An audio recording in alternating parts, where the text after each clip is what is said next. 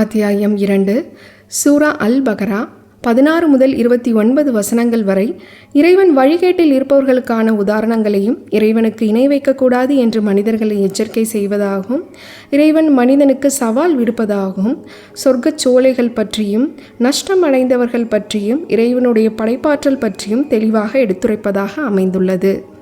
இப்போது வசனங்களை பார்க்கலாம். கவனமாக கேளுங்கள், சிந்தனை செய்யுங்கள். இவர்கள்தான் நேரான வழிக்கு பதிலாக தவறான வழியை விலைக்கு வாங்கி கொண்டவர்கள். எனவே இவர்களுடைய இந்த வியாபாரம் லாபம் அளிக்கவில்லை, அன்றி இவர்கள் நேர்வழி பெற்றவர்களாகவும் இருக்கவில்லை. இவர்களுடைய உதாரணம் ஒரு உதாரணத்தை ஒத்திருக்கிறது. அதாவது அபாயகரமான காட்டில் கார் இருளில் அகப்பட்டு கொண்டவர்களுக்கு வழியை அறிவிப்பதற்காக ஒருவர் தீயை மூட்டி அதனால் அவரை சூழ ஒளி ஏற்பட்ட சமயத்தில் அவர்களுடைய தீய செயல்களின் காரணமாக அல்லாஹ் அவர்களுடைய பார்வை ஒளியை போக்கி பார்க்க முடியாத கார் இருளில் அவர்களை விட்டுவிட்டான்.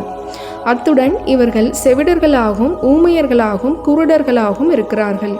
ஆதலால் இவர்கள் அபாயகரமான இந்நிலையிலிருந்து மீளவே மாட்டார்கள். அல்லது இவர்களுடைய உதாரணம் அடர்ந்த இருளும் இடியும் மின்னலும் கொண்ட மேகம் பொழியும் மழையில் அகப்பட்டு கொண்டவர்களின் உதாரணத்தை ஒத்திருக்கிறது. இவ்வாறு அகப்பட்டு கொண்ட இவர்கள் இடி முழக்கங்களால் மரணத்திற்கு பயந்து தங்கள் விரல்களை தங்கள் காதுகளில் நுழைத்து அடைத்துக் கொள்கின்றனர். நிராகரிக்கும் இவர்களை அல்லாஹ் எப்பொழுதும் சூழ்ந்திருக்கிறான். தவிர அந்த மின்னல் இவர்களின் பார்வையை பறிக்க பார்க்கிறது.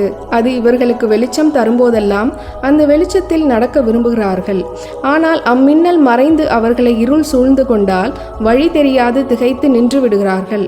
இன்னும் அல்லாஹ் விரும்பினால் இவர்களுடைய கேள்வி புலனையும் பார்வையையும் போக்கிவிடுவான். நிச்சயமாக அல்லாஹ் அனைத்தின் மீதும் எவ்விதமும் செய்ய பேராற்றல் உடையவன் ஆவான். மனிதர்களே, உங்களையும் உங்களுக்கு முன் இருந்தவர்களையும் படைத்த உங்கள் இறைவனையே வணங்குங்கள். அதனால் நீங்கள் இறையச்சம் உடையவர்களாக ஆகலாம்.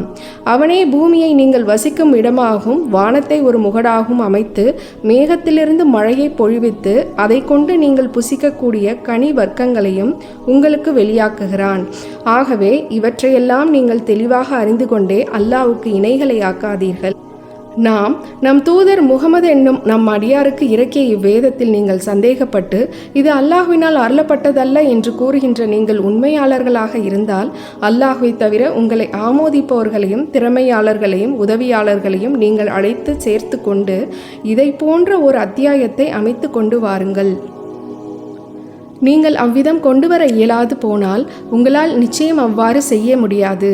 மனிதர்களும் கற்களும் இரையாகின்ற நரக நெருப்புக்கு பயந்து கொள்ளுங்கள். அது நிராகரிப்பவர்களுக்கென தயார் செய்யப்பட்டுள்ளது. நபியே, எவர்கள் இவ்வேதத்தை நம்பிக்கை கொண்டு அதில் கூறப்பட்டுள்ளபடி நற்செயல்களை செய்கிறார்களோ அவர்களுக்கு சொர்க்கத்தில் நிச்சயமாக சோலைகள் உண்டு என்று நீர் நற்செய்தி கூறுவீராக. அவற்றில் நீர் அருவிகள் தொடர்ந்து ஓடிக்கொண்டே இருக்கும்.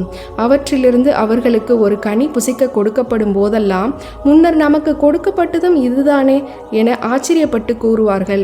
ஏனென்றால் பார்வைக்கு ஒரே விதமாக தோன்றக்கூடியவற்றையே கொடுக்க பெறுவார்கள். எனினும் அவை சுவையில் விதவிதமாக இருக்கும். பரிசுத்தமான மனைவிகளும் அங்கு அவர்களுக்கு கிடைப்பார்கள். மேலும் அவர்கள் அதில் என்றென்றும் தங்கிவிடுவார்கள். கொசு அல்லது அதைவிட அற்பத்தில் மேலான எதையும் உதாரணமாக கூறுவதற்கு அல்லாஹ் நிச்சயமாக வெட்கப்பட மாட்டான். ஆதலால் எவர்கள் உண்மையாக நம்பிக்கை கொண்டிருக்கிறார்களோ அவர்கள் அவ்வுதாரணம் தங்கள் இறைவனால் கூறப்பட்ட உண்மையான உதாரணம்தான் என்று உறுதியாக அறிந்து கொள்வார்கள். எனினும் இவ்வேதத்தை நிராகரிப்பவர்களோ இதை உதாரணமாக்குவதை கொண்டு அல்லாஹ் என்னதான் நாடுகிறான் என கூறுவார்கள். இதை கொண்டு பலரை வழிகெடும்படியும் செய்கிறான், இதை கொண்டு பலரை நேர்வழி பெறும்படியும் செய்கிறான்.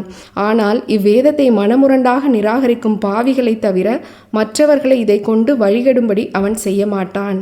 அல்லாஹ்விடத்தில் இவர்கள் செய்த உடன்படிக்கையை இவர்கள் உறுதிப்படுத்திய பின்னும் அதை முறித்து விடுகின்றனர். எந்த இரத்த சொந்தத்தை சேர்த்து வைக்கும்படி அல்லாஹ் கட்டளையிட்டானோ அதை பிரித்தும் விடுகின்றனர். பூமியில் விஷமம் செய்து கொண்டும் இருக்கின்றனர். இவர்கள்தான் நஷ்டம் அடைந்தவர்கள். மனிதர்களே, நீங்கள் அல்லாஹ்வை எப்படி நிராகரிக்கிறீர்கள்? உயிரற்றவர்களாக இருந்த உங்களை அவனே உயிர்ப்பித்தான். பின்னும் அவனே உங்களை மரணிக்கச் செய்வான். பின்னும் அவனே உங்களை உயிர்ப்பிப்பான்.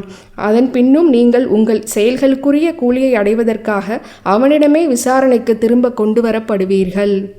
அவன்தான் பூமியையும் பூமியில் உள்ள அனைத்தையும் உங்களுக்காக படைத்தான். பிறகு அவன் வானத்திற்கு மேல் தன் தகுதிக்கு தக்கவாறு உயர்ந்து அதை 7 வானங்களாக அமைத்தான். மேலும் அவற்றிலும் அகிலத்திலும் உள்ள அனைத்தையும் அவன் நன்கறிந்தவன் ஆவான்.